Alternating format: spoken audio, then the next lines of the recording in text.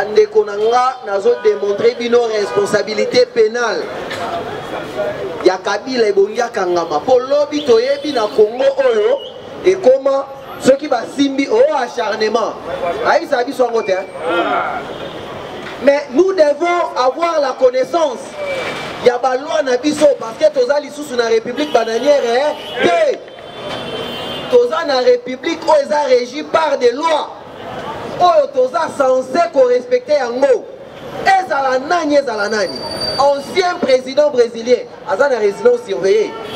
Pour nani, attentat qui revêt un coup d'état. Bakanga qui était Laurent Gbagbo, ancien président, à côté de l'autre côté. Les lois qui Kabila Bakangi, est-ce qu'il y a un problème? Est-ce qu'il y a un problème? Mais avant la côte et pas à Kabila, nous avons mis à Zando. Nous avons mis à Zando. Ande konanga. Bayembela kibiso awa. Moyi binanyo katote ya nani. Otala nzembo wana. Pasteur moko alataka veste ya vert boye, ya vert citron. Alata ba couleur. Na panta boye di pasteur wana. Ayembela biso. Moyi binanyo ka tote ya nani. Alobi te ya miibi tika nyoka. UDPS viva. Na kata église. Nzoka bande kona ngai. Lelo. Vérité bimarate c'est nini? Yango ezalaki. Toutes les fois bazo touché dossier à Zandu, Yazaki Moutaliboso pour nous défendre. Abimi, ote Zandu Kalamingi te, Zosila, oh Zandu Kalamingi te Baïbi Mongo te, Elogote. Zokande azwaka 125 millions de dollars. Bande Konanga, 125 millions de dollars. Un pasteur. Yango na lobaka yango. Soki mboka na biso eza na problème, eza ba politique. Contrôle dans l'Assemblée provinciale ya Kinshasa et Salamaraté. Assemblée provinciale, contrôle et Salamaraté. Les autres ont un problème dans Zandor. On a reçu Mesaka à $60. $60, il faut foutre à $420. Il y a garantie. Et puis chaque mois, on va nous foutre à $60. Ma maman va te faire pili-pili. On va m'en côté dans Zandor. Par contre, wap.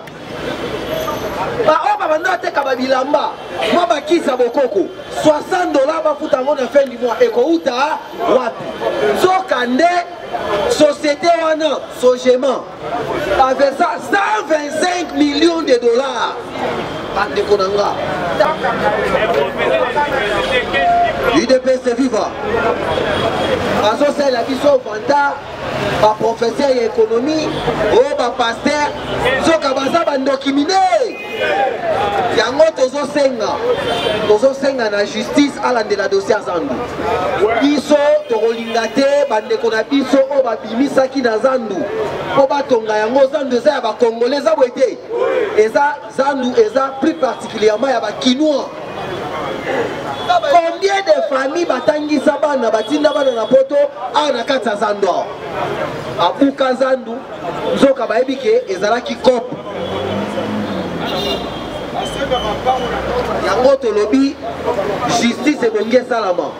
Il faut bakanga bango basamba. Yango bomonaka.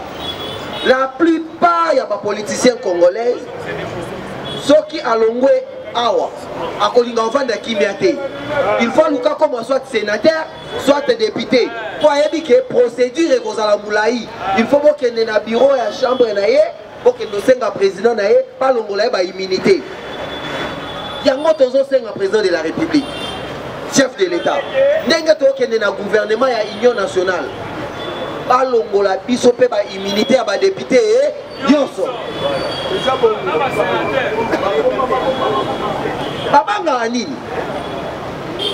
Babanga ka nini? Soki ba batu malamu, babenga bango ba honorable. Babanga ka nini? UDPS viva. UDPS viva. Yango tokolande la dossier on a tina suka.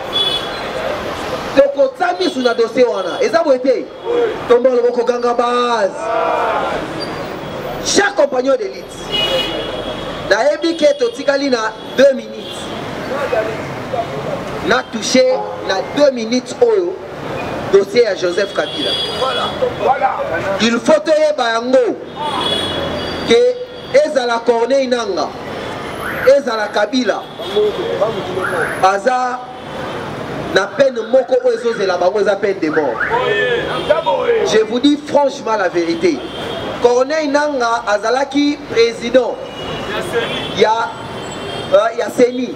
Ezali structure d'appui à la démocratie. Les lois communales, chef rebelle. Nzoka azalaka teni n'a pas secret à délibération après ta serment. Mais le lot a violé serment wana.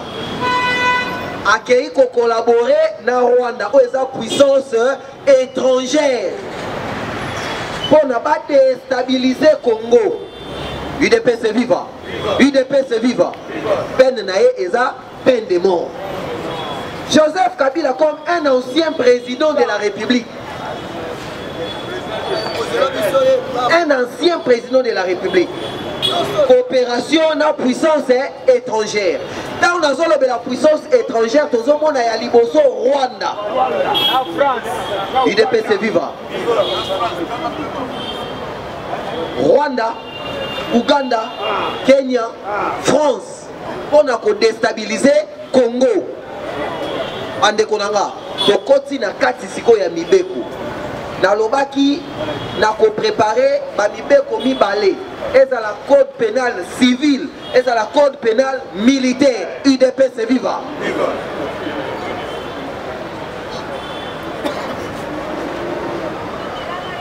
Obandina noawa. Na code pénal civil. Ce qui va être ici, c'est au Kabila Zakalisu militaire, à coma civil. Il faut que ni les accoser là, c'est pourquoi, Bande Konanga, quand Nenga Kendaki, ne vous attendez pas qu'à Rozonga. Poisonga, il faut pas amnistier Bango Nenge Bazako Senga. Pour Bazo Banga.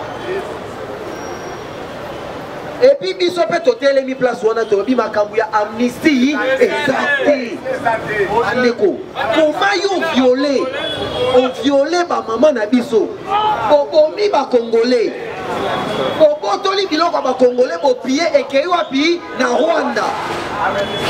Lelo pour un accord politique, l'isolé à politique, to amnistie bino, c'est-à-dire to boss na ba crime nyoso bino bosali.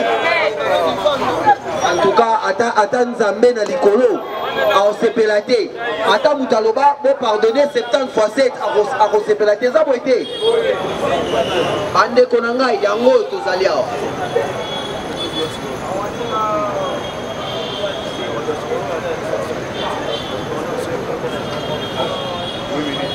Dans un code pénal civil,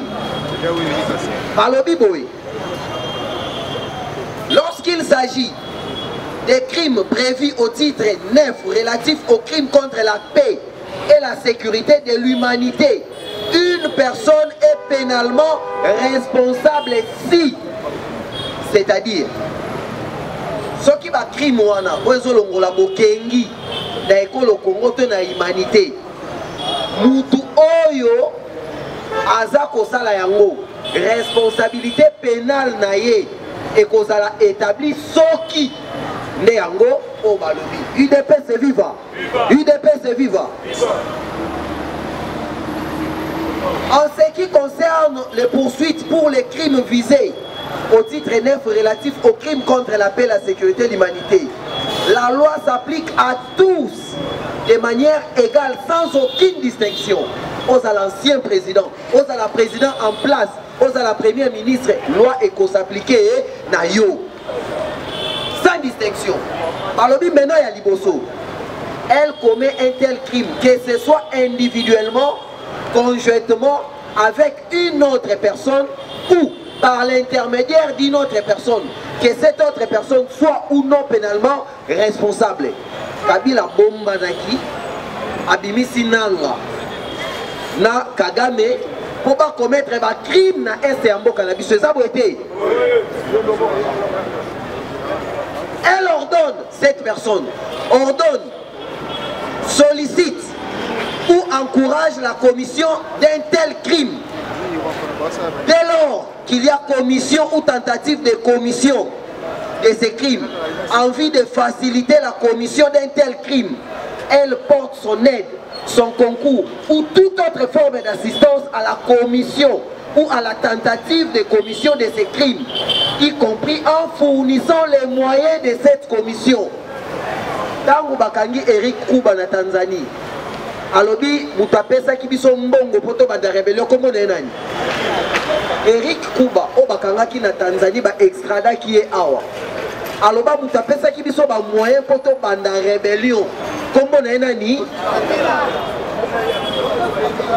UDPS est vivant. Cette personne, elle contribue de toute autre manière à la commission ou à la tentative de commission d'un tel crime par un groupe de personnes agissant de concert. Cette contribution doit être intentionnellement et selon les cas. Quand le président de la République a lobby, Kabila a intention de pouvoir na renversement et un régime. Dans le mouvement insurrectionnel, UDPS vivant. C'est que l'acte est intentionnel. UDPS vivant. UDPS vivant. Lelo, pour la raison politique, non, Balobi Congo est que n'a conciliable. C'est-à-dire na boyokani. C'est que en raison il y a pacte social pour la paix, Tolimbisa Kabila. Non, Balobi Bongo, il faut Tolimbisa Kabila. Quand bien même pénalement, Azali indexé, mais il faut Balimbisa parce que tout ça a posé la cohésion nationale. UDPS est vivant. UDPS est vivant.